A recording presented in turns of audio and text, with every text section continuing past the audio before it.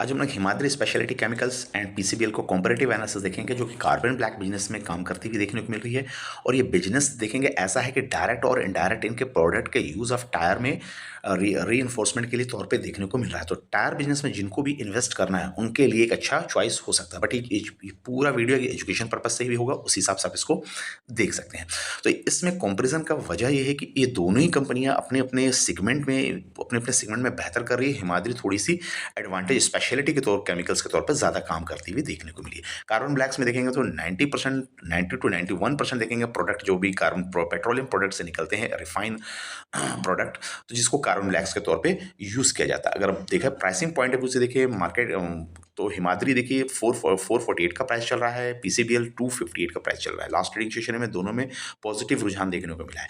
Market cap के हिसाब से देखें तो हिमाद्री 22,611 करोड़ की है और ये 10,000 की मार्केट कैप के हिसाब से देखिए, यानी पीसीबीएल अभी आधी हो चुकी है।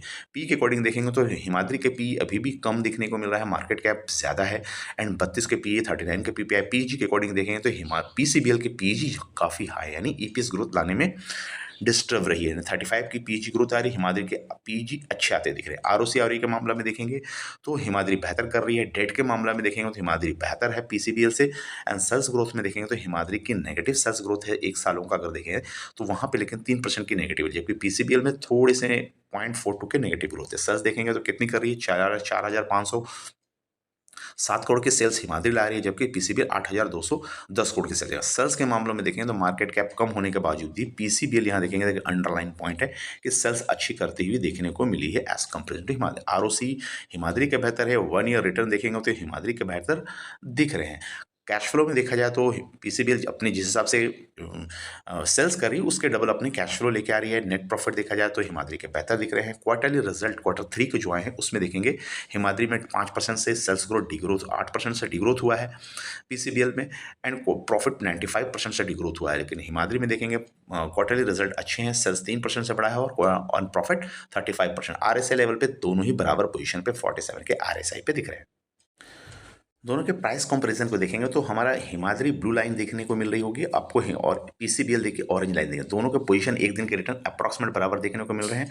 अगर इसी चार्ट को हम लोग 5 दिनों के अंदर लगाते हैं तो 5 दिन को अगर देखेंगे तो हिमाद्री आपकी नीचे जाती है दिख रही है, पीसीबीएल उसकी ऊपर दिख रहा है, यानी हिमाद्री के रिटर्न देखा जाए तो चेंजेस 8% के 2% के आसपास नेगेटिव दिख रहे हैं। पीसीबीएल 2% की पॉजिटिव रिटर्न बना रही है।